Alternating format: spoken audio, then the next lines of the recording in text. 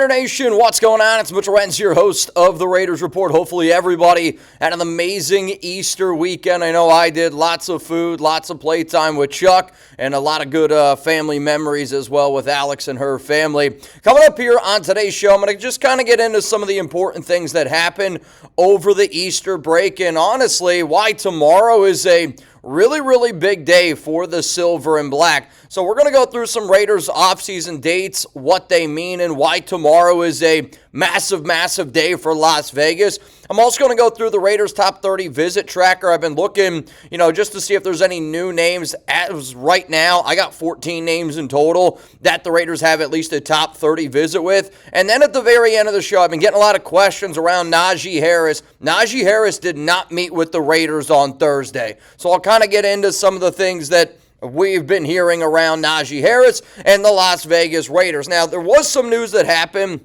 over the weekend. When I say news, I'm going to say air quotes because Adam Schefter reported that the Raiders signed safety Tristan McClellan to their exclusive rights free agent tender, which it is true. That did happen. But that move honestly happened like almost a month ago. So if you go back on the Raiders Report channel, when Danielle Hunter apparently signed like that big time deal, I think it was like March 5th or March 6th, I spoke about Tristan McCullum in that video. The reason why that I bring this up is because I saw a lot of fans be like, Mitch, why aren't you talking about this? And then I saw some other fans like, well, he already discussed it. At the end of the day, when Raiders news happens, I promise you, I'm going to cover it. And if there's for some reason a story that you're like, man, why isn't he talking about it? It's because I probably have already talked about it. So if you already saw the Tristan McCullum news, shout out to you. I think that's what a real one is about. Even if it's not big news, it's staying up to date on all things going on around the Silver and Black. And if you did see the news for the very first time, again, man, I just want you to hit that subscribe button because at the end of the day, I do want fans to know what's going on with this team. In terms of what the Raiders are going to be paying McCullum, it's a 1-year, $1.145 million offer. So again, it's exclusive rights free agent tender. He played 320 snaps last season on special teams. He played 145 snaps on defense. Really just a special teams type of player. And you heard the other day, Klint Kubiak spoke about the safeties that he had on his roster, and they only have 3 safeties on that team, Germie, Isaiah Paul-Amal, and Tristan McCullum, and really kind of spoke about, the weaknesses that they need more depth, and it's going to be a position that this team looks at in free agency. So even if it's Easter weekend, even if it's a small signing of Tristan McCullum, I hope that you guys know when news happens here around the Raiders, I will keep you up to date. Let's now go to the Raiders offseason program dates. I tweeted these out. If you follow me on social media, the first day is April 7th. Voluntary minicamp is going to be April 20th to the 22nd. OTAs offseason workouts May 18th. Then get a day break, May 20th to the 21st. Then May 26th, May 28th to the 29th, and then it's June 1st to June 4th, and then mandatory minicamp is going to be June 6th to June 11th. So the Raiders, when they released all of these dates, they also put out an article just kind of outlining a little bit more into detail of some of these important dates and some in terms of like important phasing. Phase 1 of the voluntary 9-week program consists of the first 2 weeks of activities limited to meetings, strength and conditioning, and physical rehabilitation only. So, that's where you're looking at early on in some of those programs that I was discussing. Phase 2 consists of the next 3 weeks of the program. On-field workouts may include individual or group instruction and drills, as well as perfect play drills, and drills and plays with offensive players lining up across from offensive players and defensive players lining up across from defensive players, conducted at a walkthrough pace. No live contact or team offense, first team defense drills are permitted. Phase 3 consists of the next 4 weeks of the program. Teams may conduct a total of 10 days of organized team practice, activities, or the OTAs. No live contact is permitted, but 7-on-7, 9-on-7, and 11-on-11 drills are permitted. Here's where I kind of wanted to talk about this today and why I'm bringing it all up. New head coaches are entitled to conduct any additional voluntary veteran minicamp, which the Raiders have selected to hold April 20th and 22nd. So the fact that they're holding that right before the NFL draft, I do think is important. And it also says dates may change at the discretion of the team. So I want you to think about, again, everything in the NFL. Dominoes happen. Timing is everything. Where there's smoke, there's fire. I say these things all the time because I do think that they're really important in the National Football League. So the first day for the Raiders, there are some teams that are actually going to start today. But for the Raiders, new head coach, they start tomorrow. That's important. Also, voluntary minicamp, April 20th to the 22nd. I think what's going to be really important about this organization is getting all your veterans, getting all these new signings that you have, and getting everybody on the exact same plan. But over the weekend, I would say still one of the number one questions that I received was, Mitch, what does the signing of Kirk Cousins mean for Fernando Mendoza? It means absolutely nothing. I think Cousins is a great mentor. When you look at the contract, that's what it is. It's a mentor open competition between Mendoza and Kirk Cousins. But the fact that the first day for the Raiders is tomorrow, Tuesday, April 7th. The reason why that's important is because tomorrow, Tuesday, April 7th, the Las Vegas Raiders have a top 30 visit with, drum roll please, Fernando Mendoza. Timing is everything in the NFL. And again, to me, I'm going to always tip my cap to when an organization has a plan. I'm always going to tip my cap to when an organization does smart things. And the fact that the Raiders have their first day of off-season programs, it's all kind of coming together here. And the fact that it's also the first day of the top 30 visit with Fernando Mendoza. I mean, if you don't think that the Raiders are drafting Mendoza, then honestly, I feel kind of bad for you at this point. It's going to happen, and I'm excited for it to happen. If you want the Raiders to draft Fernando Mendoza, give me a 1-5, give me Fernando, give me Mendoza, anything that you got down below because, again, dominoes fall, tea leaves happen, rumors are important, but the first day of the Raiders getting all this stuff going, April 7th, and the fact that that's also the day that Fernando Mendoza is going to be in there for a top 30 visit, it's happening, y'all. It's happening. Coming up next here, we got more Raiders top 30 visit news to just kind of get into. I have two more names to enter, though. The one was a player that I've discussed a bunch of times. Then the other one here is a new name that I just saw the Raiders have a top 30 visit for, and that's going to be in about 8 days from now. So we'll get into that here in just a moment. But if you don't know, we are getting lots and lots of new Raiders Report gear. I'm going to put a link for you guys, chatsports.com/RRshop. And if you're looking for hats, if you're looking for t-shirts, if you're looking for hoodies, anything that you see me wearing on the Raiders Report, that link's going to be down in the comments. It's going to be in the description of today's show. So let's go to the Raiders Top 30 Visit Tracker. Now, again, this is names that I have been able to confirm. I'm not saying that I'm the only guy that's got all these names out there. What I will say about top 30 visits and a lot of these visits for drafts, it's kind of difficult to stay up to track on all of them because there's a lot of players that are entering the draft. I don't know if you know that. So I've really been trying to just do a better job of keeping track of the top 30 visits. So I know Kaleon Black, Denzel Boston, Fernando Mendoza, Germie Bernard, KC Concepcion, Caleb Douglas, Ted Hurst, Daylene Everette, Chris McClellan, Kayden McDonald, Jack Dingle, Mitchell, Melton, and then another name, Lee Hunter. So he ended up visiting with the Raiders over the weekend, which clearly is somebody very high on the Raiders' radar. They met with him at the NFL Combine, plays that defensive tackle position, probably going to be somewhere you have to look at pick number 36. Though I have heard some stories about him maybe potentially falling down the draft boards just a little bit, not so much because it's Lee Hunter, but more to do so with the fact that the defensive tackle position, because Caleb Banks had that injury, you're going to see one guy, I think it's going to be Kayden McDonald. He's going to go, I would say, no doubt in the top 35 picks, top 36 because of the Raiders.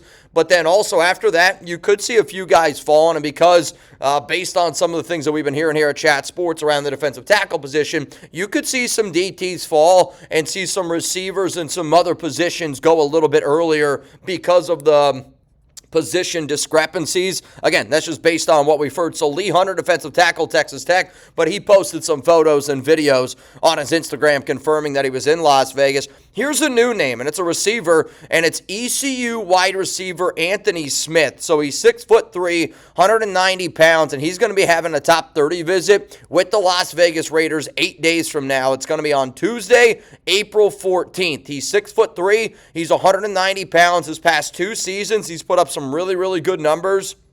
with the ECU Pirates, but he's been playing college football since 2020. So a lot of years of experience. He's been with ECU the past 2 seasons. So he started at North Carolina State. That's where he was his first 4 years. And then the final 2 years, East Carolina. Last season, 64 grabs, 1,053 yards, 7 touchdowns. He also had 1 attempt for 45 yards on the ground with the touchdown. The year before that, 41 catches, 799 yards, 6 touchdowns. So this guy looks to be a little bit of a field stretcher, and he's got a top 30 visit with the Raiders on April 14th. The reason why that I bring this up is I think there's been a common theme between Spytek, between Kubiak, and they're clearly looking for that outside receiver. They're clearly looking for an X. And I could see the Raiders going out and drafting 2 receivers this upcoming season. One to be that true, like, number 1 outside guy. Maybe it's a Denzel Boston. And then another receiver that I think that you're going to see a little bit later on day 3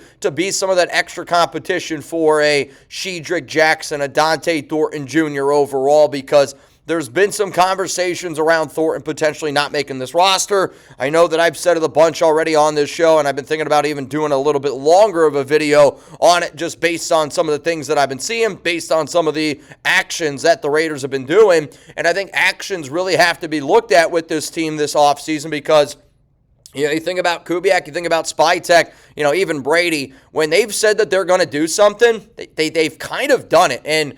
Or when they've said, like, hey, this is what we're thinking about, they figured out ways to, let you know that they're thinking about it, and then they've kind of gone out there and they've done it, right? Like, they've showed interest in a veteran quarterback. In a perfect world, we think Mendoza learns behind a veteran. They go out and they sign Kirk Cousins. Like, by them saying that they're looking at the safety position, I anticipate the Raiders looking at safeties very heavily in the draft. Kubiak says he wants a running mate for Genty. We'll talk about Najee here in a second, but, you're also seeing some top 30 visits with some running backs as well.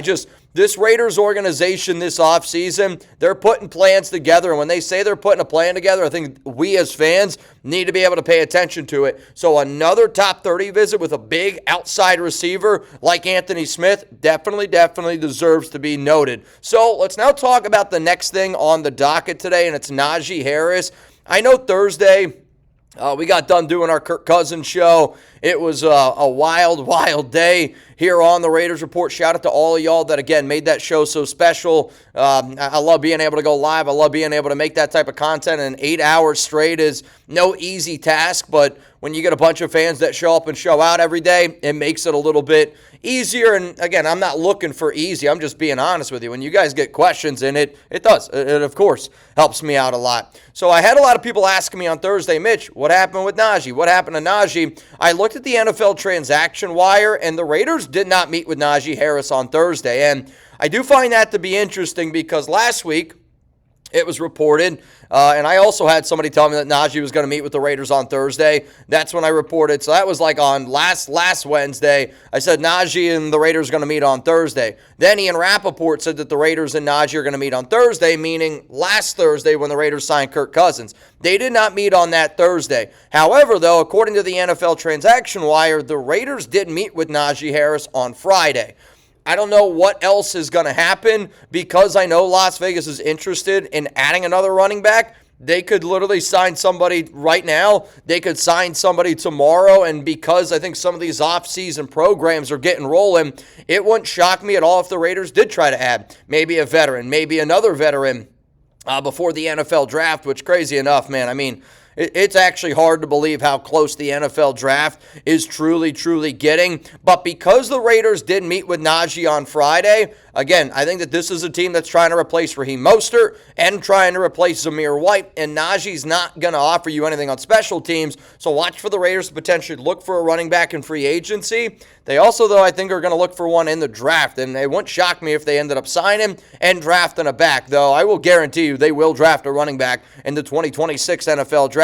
Before I end up hopping out of here, I do want to say congratulations to the UCLA women's college basketball team. I mean, dominant performance yesterday against South Carolina, 79-51. My wife and I were watching it because in our family, we do a women's and a men's. She was actually in first place of both. She needed a little bit of a higher scoring game for the women for her to end up winning, so she came in second place. Though if UConn wins tonight, I'm pretty sure that my wife ends up winning it all in the men's. So she's probably going to be rooting for UConn. I'm probably going to be rooting for UConn as well, though. Don't tell my boss. He's a Michigan fan. My dad, though, he's also rooting for Michigan because if Michigan wins, I believe my dad wins our March Madness bracket. But the UCLA women's, man, I kind of wish UConn would have been in that game simply because I think all of us would agree that, yes, UConn lost to South Carolina. Dominant performance by South Carolina in that defensive game. I mean, I watched that game from top to bottom with Alex and her dad, and Alex's dad is like a really, really big women's college basketball fan. Loves South Carolina,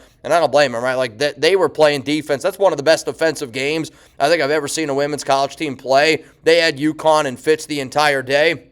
But I just wanted to say congrats to UCLA. It was a lot of fun watching them, and they're a hell of a team. They came out with their mind on a mission, and that was to just absolutely blow the doors off the Gamecocks. But in terms of tonight, my final question that I'm going to hit y'all with is, who do you got? Are you going to go with Michigan, or are you going to go with UConn? I will say that I believe our Chat Sports team will be live for the national championship tonight. So if you're not already subscribed to our main YouTube channel, please make sure you go over and hit that sub button. Those guys are going to be live there. Michigan, UConn, let me know who you guys are going to be rolling with. And then one more time before I get out of here, Mendoza meets tomorrow. That's important because it's the very first day of the Raiders off-season programs. It's going to be the pick. The Raiders did meet with Naji Harris. It was on Friday. I don't have any other updates, though. You guys will get another video from me later on today, and I'll get you one bright and early tomorrow morning. In terms of the top 30 visit tracker, I got 14 names right now that the Raiders got.